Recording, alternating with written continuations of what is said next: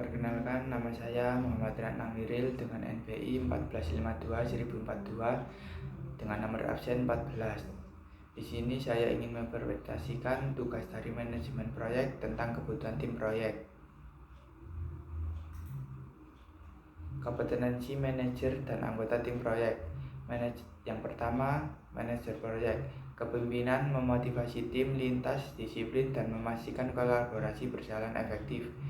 Pengetahuan teknis, memahami jaringan SUTM dan sistem proteksi kelistrikan. Penyelesaian masalah, mengatasi hambatan lapangan seperti keterlambatan logistik atau konflik desain.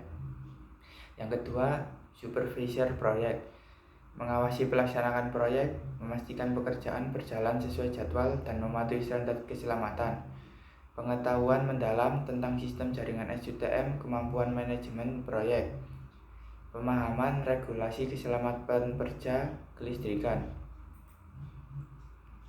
Yang ketiga, desain engineering, keahlian teknis mendesain pengaturan jaringan SUTM yang handal dan kompatibel dengan sistem gardu induk. Analisis risiko, memastikan desain mematuhi standar keselamatan dan operasional. Penguasaan perangkat lunak seperti AutoCAD untuk skema teknis. Keempat, teknis lapangan, penguasaan teknik instalasi, melaksanakan pemasangan fisik jaringan SUTM. Keselamatan kerja, mematuhi prosedur K3 pada lingkungan sekitar. Adaptasibilitas, menghadapi kendala lokasi seperti akses terbatas atau cuaca. 5. Ahli pengujian, melakukan pengujian akhir terhadap jaringan SUTM dan memastikan kinerja optimal sebelum dioperasikan.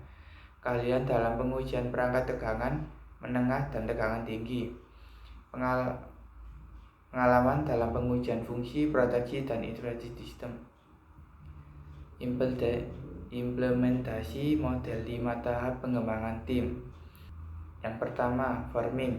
Tim proyek yang terdiri dari manajer proyek, desain engineering, teknis lapangan, ahli proteksi, dan operator alat berat mulai mengenal satu sama lain dan memahami tugas masing-masing.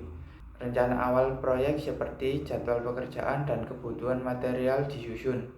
Memperkenalkan anggota tim, menjelaskan tujuan proyek, dan mendistribusikan tanggung jawab setiap kompetensi. Menyediakan panduan teknis awal serta memastikan semua berjalan dengan lancar. Yang kedua, storming. Perbedaan pendapat muncul, misalnya terkait dengan sistem grounding, metode pemasangan jaringan SUTM di lokasi terbatas. Hambatan teknis atau logistik seperti keterlambatan pengiriman alat berat mulai mengaruhi jadwal proyek. Memediasi konflik antara anggota tim dengan memfasilitasi diskusi teknis, mengelola ego individu dan mendorong fokus pada solusi. Yang ketiga, norming. Tim menemukan pola kerja yang efektif, standar keselamatan kerja dan prosedur teknis mulai diterapkan secara konsisten. Memastikan komunikasi terbuka antara anggota tim dan mendorong kolaborasi aktif untuk menyelesaikan tugas. Memonitor implementasi standar kerja dan memberikan arahan kepada bawahan yang diperlukan. Yang keempat, performing. Tim bekerja dengan produktivitas optimal, menyelesaikan pemasangan jaringan SUTM. Hambatan kecil seperti penyelesaian relay proteksi atau kalibrasi sistem SCADA diatasi dengan cepat oleh tim teknis. Memastikan ketersediaan alat dan sumber daya teknis yang dibutuhkan. Memberikan dukungan tambahan untuk menyelesaikan pekerjaan penting dan menjaga moral tetap tinggi. Yang kelima, adjourning. Proyek penyelesaian mengonfirmasi gardu induk bahwa jaringan SUTM siap digunakan. Tim memberikan pelatihan kepada operator gardu tentang pengoperasian dan pemeliharaan dasar sistem SUTM.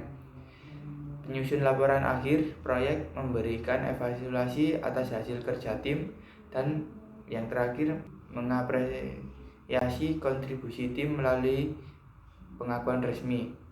Langkah-langkah mengolah tim proyek dalam studi kasus proyek pemasangan jaringan SUTM. Perencanaan dan pembagian tugas menentukan peran dan tanggung jawab tim berdasarkan kompetensi yang dimiliki. Teknisi lapangan memasang perangkat jaringan STM. Desain engineering memastikan skema kelistrikan sesuai spesifikasi, menyusun jadwal pekerjaan sesuai dengan tahapan instalasi. Selanjutnya, mengawasi kinerja. Manajer proyek memantau progres harian, memastikan pekerjaan dilakukan sesuai standar teknis, melakukan inspeksi fisik dan teknis di lokasi untuk memastikan tidak ada kesalahan instalasi. Selanjutnya, membangun motivasi dan moral. Memberikan apresiasi kepada tim atas pencapaian penting, menciptakan lingkungan kerja yang kondusif. Selanjutnya, mengolah konflik. Mengadakan diskusi untuk menyelesaikan perbedaan pendapat, memastikan bahwa setiap keputusan yang diambil berdasarkan solusi terbaik secara teknis dan efisien waktu. Selanjutnya, evaluasi dan pembelajaran. Melakukan tinjauan akhir terhadap hasil proyek, mencakup kinerja perangkat jaringan SUTM, menyusun dokumentasi pelajaran dari proyek, memberikan pelatihan singkat kepada operator gardu induk. Sekian, terima kasih dari saya.